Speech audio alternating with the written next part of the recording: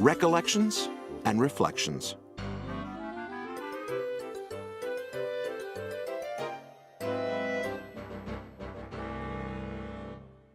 Thoughts on Radio-Televese by John Lardner, 1959. Interviewing Governor Rockefeller recently on station WMCA, Barry Gray, the discless jockey, felt the need to ask his guest a certain question. He also felt a clear obligation to put the inquiry in Radio-Televese, the semi-official language of men who promote conversation on the air.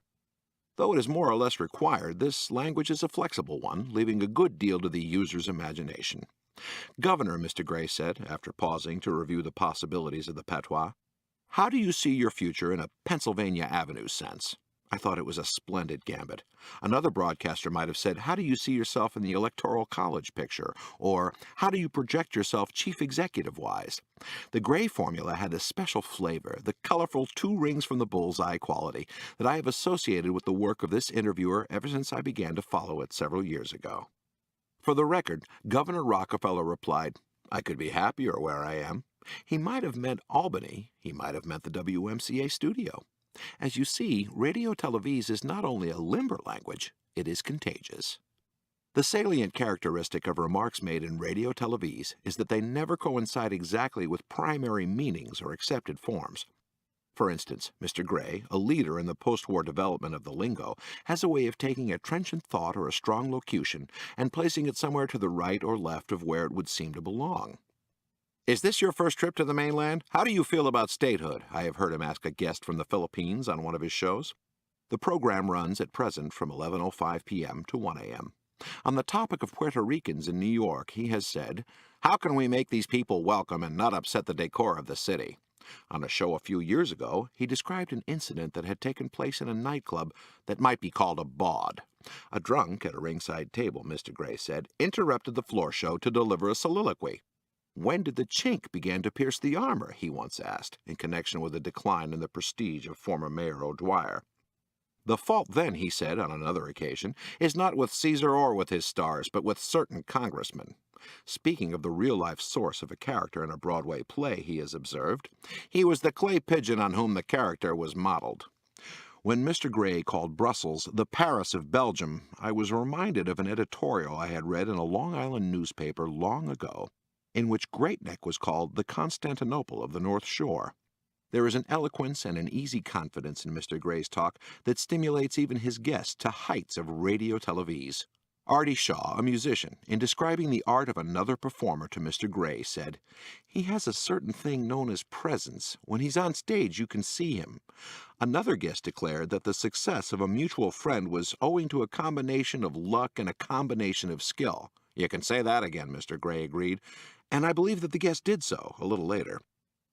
The same eloquence and the same off-centerism can be found today in the speech of a wide variety of radio and television regulars. "Parallels are odious," Marty Glickman, a sports announcer, has stated. "The matter has reached a semi-head," a senator, I couldn't be sure which one, said at a recent televised congressional hearing. "I hear you were shot down over the Netherlands while flying," a video reporter said to Senator Howard Cannon, a war veteran, on a Channel 2 program last winter. "Where in the next year are we going to find the writers to fill the cry and the need?" David Susskind demanded not long ago of a forum of TV directors. "Do you have an emotional umbilical cord with Hollywood?" Mr. Susskind asked a director on the same show. Mr. Susskind's second question raises the point that metaphor is indispensable in Radio-Televese. "Wherein water always finds its own level, they should start hitting soon," a baseball announcer said about the Yankees the other day. In an earlier year, Red Barber, analyzing a situation in which a dangerous batter had been purposely walked with the effect of bringing an even more dangerous batter to the plate, remarked that it was a case of carrying coals to Newcastle, to make use of an old expression. I suspect that Mr. Barber meant that it was a case of the frying pan and the fire, and I also suspect that if he had thought of the right metaphor afterward, he would have corrected himself publicly. He is a conscientious man, and therefore by no means a typical user of Radio-Televese. The true exponent never retraces his steps, but moves from bold figure to bold figure without apology. There have been few bolder sequences, or segues as they are sometimes called on the air, than the one that Mr. Gray achieved in 1957 during a discussion of the perils faced by Jack Paar in launching a new program. I think I have quoted this passage here once before. It still fills me with admiration. It's like starting off with a noose around your neck, Mr. Gray said. You've got 26 weeks to make good or they'll shoot you. That sword of Damocles can be a rough proposition. As most of you know by now, Mr. Parr eventually made good before the sword could explode and throttle him. Perhaps the most startling aspect of Radio-Televese is its power to move freely in time, space, and syntax, transposing past and future, beginnings and endings, subjects and objects. This phase of the language has sometimes been called backward English, and sometimes, with a bow to the game of billiards, reverse English. Dorothy Kilgallen, a television panelist, was wallowing in the freedom of the language on the night she said, "It strikes me as funny, don't you?" So was Dizzy Dean when he said, "Don't fail to miss tomorrow's doubleheader." Tommy Loughran, a boxing announcer, was exploring the area of the displaced ego when he told his audience, "It won't take him, the referee, long before I think he should stop it." Ted Using was on the threshold of outright mysticism when he reported about a boxer who was cuffing his adversary smartly around, "There's a lot more authority in Joe's punches than perhaps he would like his opponent to suspect." It is in the time dimension, however, that Radio-Televese scores its most remarkable effects. Dizzy Dean's "The Yankees, as I told you later," gives the idea.